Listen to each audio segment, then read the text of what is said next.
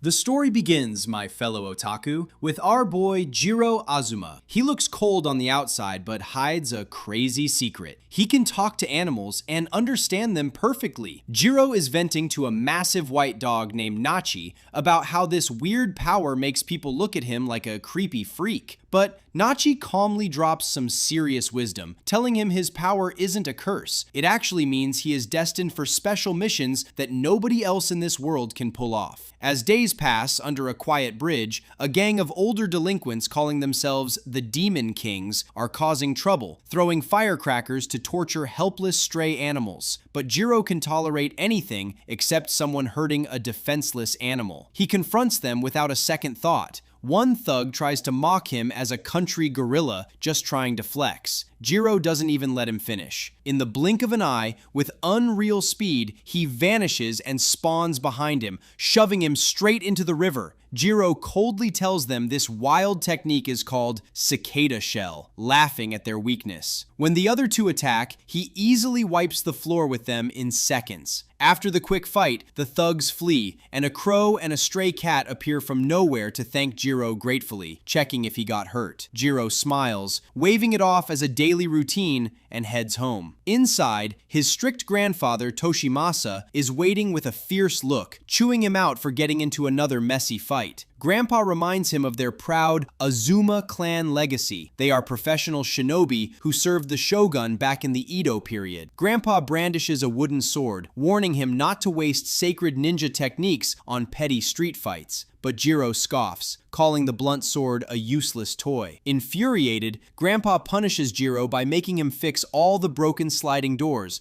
leaving him to eat dinner alone. We switch to Jiro repairing the doors, grumbling about his grandpa's harsh treatment, when suddenly the crow returns, trembling in pure panic. The bird delivers grave news. A black cat is heavily injured and bleeding out in the deep, remote forest. Without a second thought, Jiro tells the crow to lead the way and dashes at full speed through the dark trees. He reaches a hidden spot and witnesses a shocking sight, a black cat taking its last breaths in a pool of blood. The scene shifts to a blurry vision inside the cat's mind, struggling to stay conscious and swearing never to surrender his power. Feeling deep pity, Jiro scoops him up and rushes home to save him. We kick off with Jiro carefully bandaging the mysterious black cat's wounds after bringing him home. Once the cat wakes up, Jiro tries to make him comfortable, sliding a bowl of water and calmly asking for his name. But the cat stares back with crazy pride, completely shocked that a human can actually understand his voice. Feeling threatened, the cat retreats under the bed. Jiro tries to calm him down, promising no harm, but the cat unleashes a terrifying aura of dark energy to scare him off. Shockingly, Jiro doesn't even flinch. Realizing his power is drained from his injuries, and with his hunger beating his pride, the cat finally gives in and comes out to eat. The cat calms down, opening up to Jiro and introducing himself as Reigo, famously known as the Black Star. He explains he's an immortal spirit called a Mononoke, supernatural beings from a parallel world who disguise themselves as humans or animals to blend in and live in peace. Curiously, Jiro asks about his brutal wounds. Reigo bitterly confesses he was in a deep sleep, and upon waking up, he was surrounded by a rogue gang of evil Mononoke demanding his massive power. Out of sheer pride, Reigo refused, despising weaklings who pack up and rely on others. So, they brutally jumped him, leaving him to bleed out. Meanwhile, deep in the remote forest at sunset under a crimson sky, the red-haired Ichika Kishimojin in her tactical suit examines Reigo's fresh blood trail on the leaves. She contacts her team captain, Ryosuke Shiba, via radio, reporting she found the target's trace. Shiba strictly orders her to fall back and wait for the search unit, but stubborn Ichika arrogantly refuses, choosing to handle this solo to prove her strength. Suddenly, the camera shifts into the dark trees, revealing a creepy, menacing grin with razor-sharp teeth. A mysterious enemy is maliciously watching her every move from the shadows. Back at Jiro's, he's giving Reigo a bath, completely amazed at how fast the cat's wounds are healing. Reigo glares at him, growling a dark warning to stay away because Mononoke are human-eating beasts, making Jiro's presence extremely dangerous. But Jiro just smiles, remembering how he'd come home bruised from childhood bullies,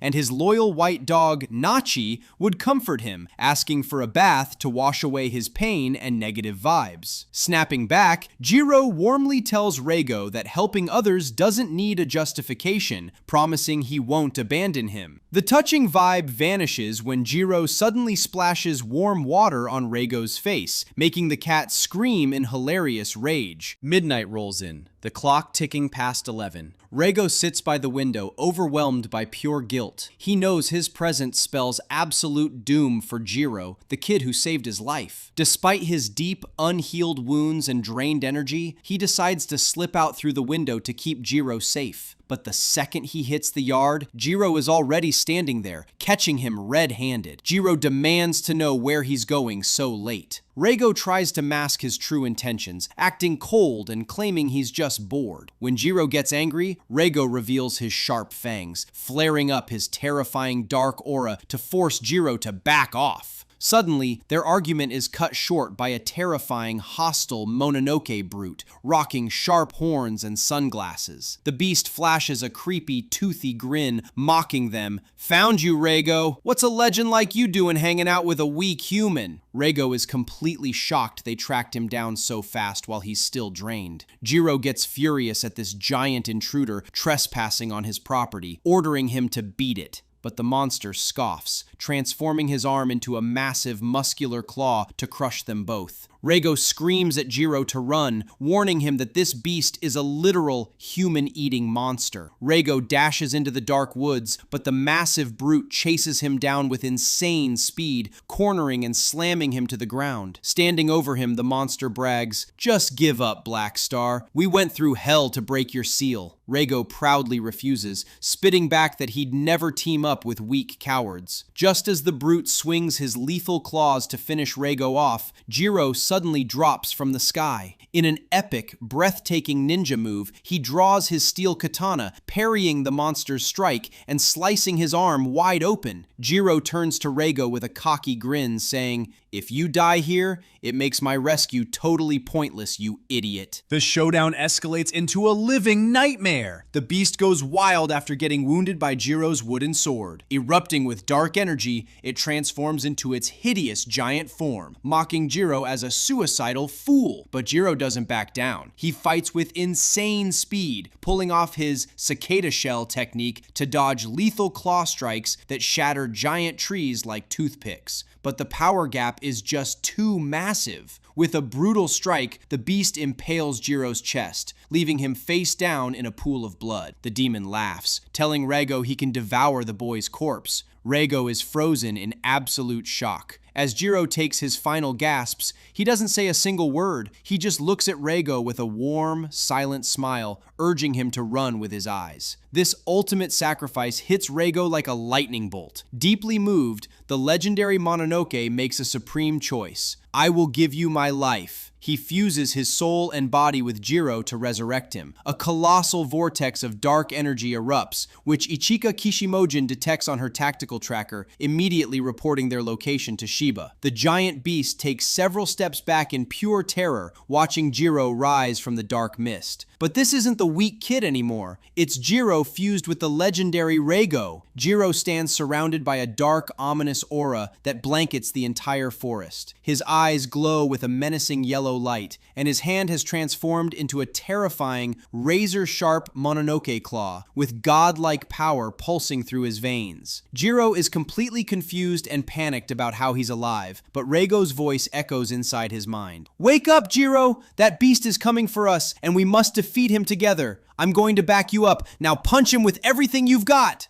Without warning, with a single supersonic, devastating move, Jiro unleashes a monstrous punch. The sheer force of the fusion blows the giant demon into the air, literally obliterating him from existence in seconds. It's an epic, legendary victory proving that when a brave, pure human heart fuses with a mythical Mononoke's power, an unstoppable force is born to rewrite the rules of this world. Suddenly, as Jiro struggles to process his bizarre new power, the red-haired Ichika Kishimojin sneaks up silently behind him, placing her sharp blade against his neck, stating coldly, "Don't move, don't speak." Jiro freezes in shock as Captain Ryosuke Shiba casually strolls out from the shadows, lighting up a cigarette and sighing, "Good grief, this turned into a massive pain. This outcome was totally unexpected." Jiro angrily glares at them, assuming they're allies of the demon he just vaporized. But Shiba smiles and claims they aren't Mononoke. They are the Public Espionage Bureau, just government civil servants keeping the peace. Shiba orders his squad of masked soldiers to surround and secure Jiro immediately, explaining that this fusion makes him extremely valuable to both humans and spirits. Jiro tries to angrily resist, but Ichika instantly knocks him out cold with a swift professional strike to his neck. Shiba decides to transfer him to their secret agency hospital for intensive testing, and then we see a bizarre vision inside Jiro's mind. He's standing lost in a terrifying empty void, flashing back to his last memory of the hideous beast ruthlessly piercing his chest. Amidst this confusion, Rego the cat appears, surrounded by a dark aura. He explains to Jiro that they are currently in the gap between life and death, and that Jiro has a massive, fatal hole in his chest. Jiro stares down in pure shock at the dark energy pouring out of his wound, but suddenly, the vision shatters and he wakes up to a brand new reality. Jiro struggles to open his eyes, fighting a splitting headache, surprised to find himself in a quiet room. He notices the red-haired Ichika casually talking on the phone. Seeing him awake, she bluntly drops the news that he's been in a coma for a full day and a half. Jiro angrily asks where he is, but she ignores him, continuing her report to her boss. Right then, a hilarious shock drops. Rego suddenly appears, comfortably sleeping on top of Jiro's head, stretching like he just woke up from a cozy nap. Ichika freezes in disbelief, nearly dropping her phone, seeing the legendary target chilling on the kid, screaming for her boss to return immediately because things just went completely out of control. The door opens and Captain Ryosuke Shiba casually strolls in holding a grocery bag, scolding Ichika for hanging up on him. Shiba tells them to quiet down since they're in a respectable hospital, formally introducing himself as the squad captain. Stubborn Jiro demands answers. Shiba smirks, asking if Jiro has ever heard of the ancient shinobi organization Oniwaban. Jiro snaps back that he isn't stupid and knows they were the shogun's spies in the Edo era. Shiba elaborates, revealing that the organization never vanished. It evolved in the shadows into the Public Espionage Bureau. Their ultimate mission isn't just gathering intel, but hunting down terrifying Mononoke beasts and destroying them in absolute secrecy to protect humanity. Lighting a cigarette, Shiba drops absolute bombshells on Jiro. He explains that Mononoke incidents were rare until a secret facility was brutally attacked to break the seal on the Black Star, Rego. The end game of that chaos was Rego escaping and fully fusing with Jiro. Shiba harshly confirms this fusion is permanent and irreversible. If Jiro leaves, his wound will tear open and he'll die. Plus, Mononoke will relentlessly hunt him down everywhere. The scariest part? Shiba reveals the police have officially declared Jiro a missing person, meaning he no longer exists in the outside world. Jiro has zero choice but to obey them. Shiba commands him to face the consequences of saving a beast, warning that tomorrow he'll be transferred to a far more secure and terrifying facility. After Shiba and Ichika leave the room, Jiro grabs his new clothes from the closet, frustration and anger clearly written all over his face. Sitting on the bed, he vents out loud, telling Rago there is absolutely no way he'll accept being locked up like a dangerous criminal under their strict guard, swearing he must return home to see his grandpa. Rago stares back with a sarcastic smirk, ruthlessly telling Jiro that his emotional choice to save a monster was pure stupidity. Rago bluntly states that Jiro is now totally alone against the world. Humans view him as a threat, and Mononoke see him as easy prey. But with his usual stubbornness, Jiro stands up tall, declaring that all this talking is useless and their only real option is an immediate escape. Out in the quiet hallway, two massive bureau guards in black suits and sunglasses are staying highly vigilant, securing the room's door. Suddenly, without any warning, they hear a terrifying crash and commotion from the window. As they look, they are completely blindsided by a massive, aggressive flock of black crows that shatter the glass, violently attacking the guards and pecking right at their faces. The guards hit the floor in total chaos, screaming wildly into their radios to call Shiba for urgent backup. Taking full advantage of this insane distraction, Jiro and Rago leap out the window with incredible ninja agility, quickly vanishing into the deep, dark woods far from the hospital. After putting a massive distance between them and their pursuers, Jiro stops to catch his breath with a soft smile. He deeply thanks the loyal crows for their epic rescue, pulling out loads of bread from a stolen grocery bag to feed them, keeping his earlier promise. Rago watches in pure disbelief, asking about their next master plan and where they'll hide,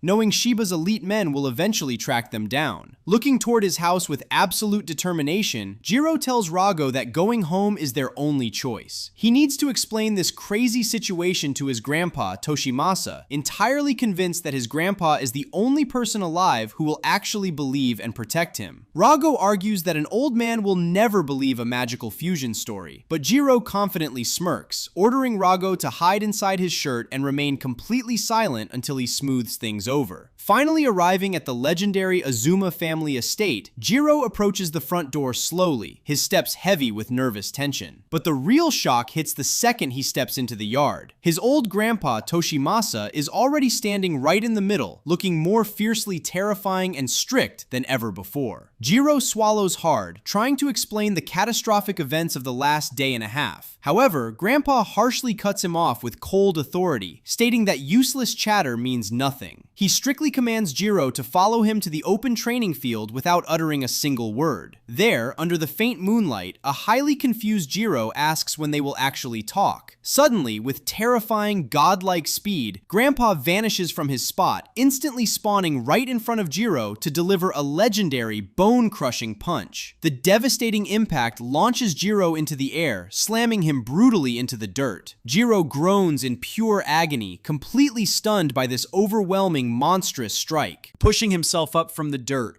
Jiro yells at his grandpa in pure anger. "Why are you beating me up without even letting me speak?" But Grandpa Toshimasa Azuma stares back with a stone-cold glare, dropping an absolute bombshell. "I already know everything about your crazy fusion from Ryosuke Shiba. That's because your old grandpa kid is a veteran secret agent of the Public Espionage Bureau." Jiro freezes in absolute shock, completely speechless as he realizes his traditional grandpa is actually a professional ninja in the exact same shadowy agency. Rago pops out of Jiro's shirt, instantly sensing pure, lethal intent radiating from the old man. Grandpa strictly declares that his grandson's foolish mistake is his own responsibility, so he has decided to execute Rago, Jiro, and then himself to preserve their family's honor. Grandpa unleashes his terrifying aura, kicking up a literal dust storm in the field, and Jiro barely dodges his devastating strikes. Grandpa roars that the Azuma clan's secret martial arts were never meant for self-defense. They were designed with pure bloodlust to slaughter both humans and Mononoke without mercy. As Grandpa prepares a final lethal blow to end Jiro's life, Rago panics for the boy who saved him, erupting with dark energy to create a shield and block the strike at the very last second. But with stubborn, furious pride, Jiro orders Rago to back off, snapping that this is a private family duel. Right then, Jiro flashes back to his childhood, when he fell from a tree trying to rescue a stray cat, and his grandpa saved him, saying, "It's not a shame to be weak and need help, kid. What matters is having the strength to ask those around you for help." This warm memory fires him up to stand tall and face his grandpa. We cut back to the present, and Grandpa Toshimasa Azuma stares at Jiro with deep, heavy sadness and cold authority. He warns him that the shinobi path is nothing but a bloody road of slaughter and endless killing, a dark trail that will stain his soul and body with the blood of strangers and foes. Grandpa strictly declares that he chose this path long ago, but he never wanted Jiro to step into this dark abyss where the sun never shines. But Jiro, fighting through excruciating pain and bleeding wounds, forces himself to stand tall with monstrous willpower. Staring back with fierce, prideful eyes, he roars that he knows saving Reigo was a reckless, stupid choice, but he will never regret it, because rescuing a life in danger is never a mistake. Just as Grandpa unleashes his final, devastating strike to end the fight, Jiro makes the ultimate, stubborn move, blocking the crushing blow head-on with his own forehead, refusing to budge even an inch. Both Grandpa and Reigo freeze in absolute shock at Jiro's terrifying mental strength. Smirking with pure pride, Jiro reminds his grandpa of his own old childhood advice. It's no shame to be weak, kid. What matters is having the strength to ask those around you for help. Standing tall, Jiro proudly yells that he is asking for Reigo's help, and he will never back down from his choice. Seeing this, Grandpa's terrifying aura completely vanishes. His strict face softens into a warm smile, deeply impressed by the incredible bond and mutual respect born between Jiro and the legendary Mononoke. Grandpa pulls out a white handkerchief, waving it in absolute surrender, granting Jiro the total freedom to forge his own destiny. After that grueling family clash, Jiro takes a warm bath to heal his battered body. Amidst the quiet steam, Jiro looks at Reigo with pure sincerity, offering a genuine apology for his previous selfish and dry attitude that dragged them into this chaos in the first place. Reigo stares back, warning him in his classic cold but protective tone to never sacrifice himself recklessly like that again. After all, if Jiro dies, Reigo's rescue would be an absolute failure, and his pride can't take that. Reigo promises to lend Jiro his legendary dark power whenever he asks so they can protect each other. Jiro smiles with gratitude, declaring that from this moment on, they are officially true partners, ready to face whatever terrifying destiny awaits them on this dark journey.